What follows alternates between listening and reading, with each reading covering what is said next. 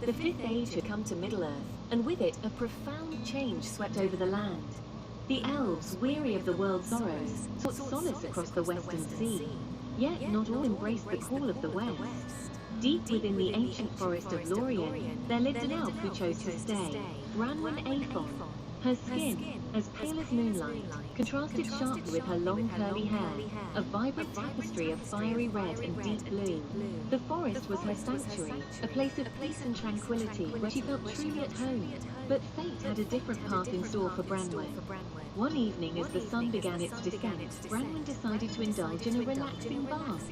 Little did she know that this simple act of self-care would change her life forever. The air was still and heavy with the scent of pine needles and damp earth. Branwen reached the banks of the Celebrant River. The setting sun painted the sky in hues of orange and purple. With a sigh, Branwen untied her hair. She slipped out of her clothes and stepped into the cool river. The water felt heavenly against her skin. She waded deeper until the water reached her shoulders. Closing her eyes, she let the cool water flow over her face. For a moment, all was peace. Then, a deafening roar shattered the tranquility. Branwen's eyes flew open, her heart pounding. The river had transformed into a raging torrent. The water level was rising rapidly. A wall of water came crashing down the river. Panic seized Branwen. The current was too strong to fight against. She tried to swim towards the riverbank, but it was no use. The raging water dragged her further away. Fear pierced through the initial shock. Time blurred into a dizzying kaleidoscope of rushing water, fleeting glimpses of unfamiliar landscapes, and a bone-chilling cold. The river finally spat her out, depositing her on a muddy bank. Gasping for breath, Branwen lay sprawled on the muddy ground, gone were the familiar golden woods, replaced by rolling hills with strange structures. She spotted a light, a warm, inviting glow, emanating from a short distance away. Gathering her strength, she stumbled to her feet and made her way towards it. It was a house, built of wood and stone, both alien and oddly comforting.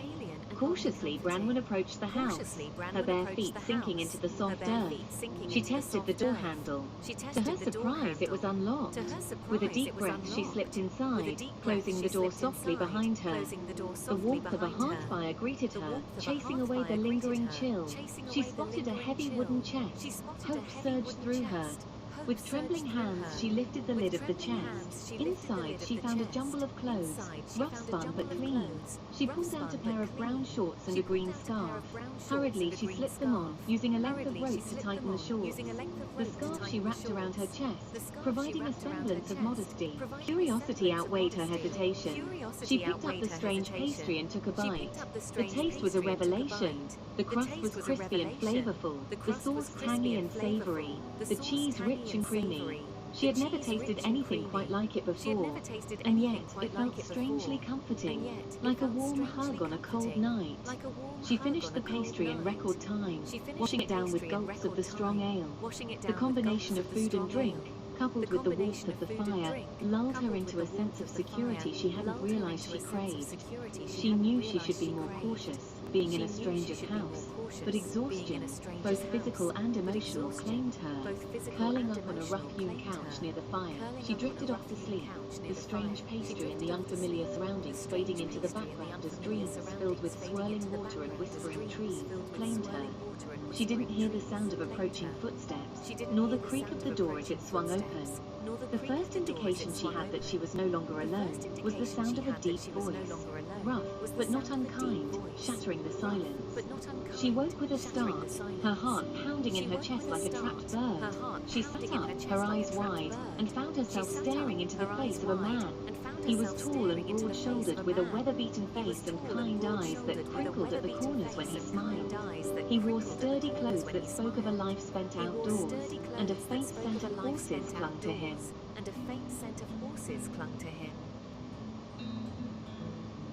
Well, this is a surprise. I wasn't expecting company, least of all someone who looks like they just stepped out of one of my grandfather's stories. For a moment, neither of them spoke. Branwen, still disoriented from sleep and acutely aware of her state of undress, simply stared at the man, her mind racing. He was human, that much was clear, but unlike any she had encountered in the stories passed down through generations of elves. I apologize for my unconventional attire. My name is Branwen. I fear I've had a bit of a mishap. Branwen drew herself up, meeting his gaze with a mixture of defiance and apprehension. Branwen, that's an unusual name. Not one you hear around these parts. He stepped closer, his eyes narrowing slightly as he took in the delicate features, the pointed ears that peeked out from beneath her tangled hair. You're an elf. Branwen drew herself up, meeting his gaze with a mixture of defiance and apprehension. Lorien, we haven't seen your kind in these parts for an age. What brings you so far from home, little elf? Branwen hesitated, unsure how much to reveal. She told him of the flash flood and her terrifying journey. He listened patiently, his expression a mixture of concern and fascination. When she finished, he nodded slowly. So you're stranded here, alone and far from home. What do you propose to do about it, little elf? Branwen bit her lip, searching for an escape route. Don't you know it's dangerous for an elf to be wandering around these parts alone? Branwen retorted, her chin lifting defiantly. The river wasn't exactly amenable to negotiation. He laughed, a deep booming sound. No, I suppose not. He fell silent, his gaze fixed on her. Stay here with me. I'll keep you safe. Branwen's eyes widened. Stay here. But what about your team? He waved a hand dismissively. We'll figure something out. You're far more trouble than you look. And so began Branwen's unexpected adventure in the land of Rohan.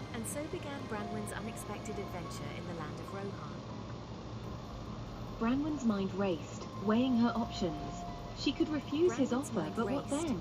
She was alone in a strange land with no resources and no way to contact her kin. The king's orders hung over her head like a guillotine, a constant reminder of the danger she was in. Tamlin, for all his rough edges and unconventional charm, seemed like an honourable man. He had offered her sanctuary, protection, and, she dared to admit, even a strange sense of comfort. The thought of staying with him, of having a roof over her head and food in her belly, was surprisingly appealing. What kind of deal? She asked cautiously, her voice barely a whisper. A simple one. You stay here with me. You keep your head down, your mouth shut, and your true nature with me. In return, I'll provide for you. You'll have food, shelter, and my protection. No one will harm you, I promise you that. Branwen hesitated, her gaze flickering to the door, then back to Tamlin. She knew she was in a precarious position. Her freedom, her very life, hung in the balance. And what about my clothes? I can't very well stay here like this. Tamlin chuckled, the sound rumbling deep in his chest. Don't worry, little elf. Tamlin chuckled, I'm the sure we sound can rumbling find deep in his something chest. Suitable to wear. True to his word, Tamlin retrieved a tunic and leggings from a chest. They were simple garments, rough spun but comfortable. Branwen slipped them on gratefully. I appreciate your hospitality. I'm in your debt. Think nothing of it. Branwen frowned, a flicker of unease passing through her. There was something about his tone, a hint of possessiveness. And what about restraint? She asked, her voice barely a whisper. Don't worry, little elf. I've got just the thing. He returned with a set of chains draped over his arm. Branwen's breath caught in her throat. They were unlike any chains she had ever seen before, crafted from a metal that shimmered with an ethereal glow. She breathed, recognizing the legendary metal. My grandfather took them off a goblin king centuries ago. They're said to be unbreakable. They're said to be unbreakable. The first few days of her captivity passed in a blur of apprehension and cautious curiosity. Tamlin, true to his word, kept her fed and sheltered. He brought her food, more of those strange, delicious pastries that he called pizza and ale, and left her to her own devices for most of the day. He was a man of few words, but Branwen quickly learned that he was a skilled storyteller. In the evenings, after a long day's work, he would sit by the fire, his pipe clenched between his teeth, and regale her with tales of his ancestors, of battles fought and victories won. She, in turn, shared stories of her own people, of the beauty of Lorien and the wisdom of the Elves.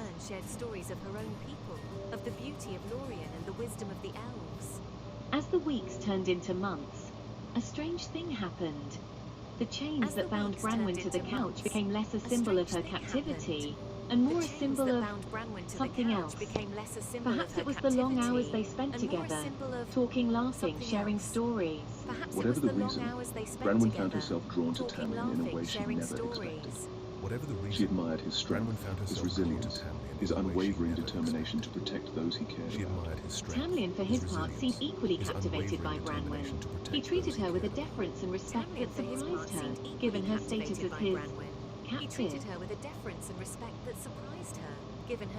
as his captive. The seasons turned.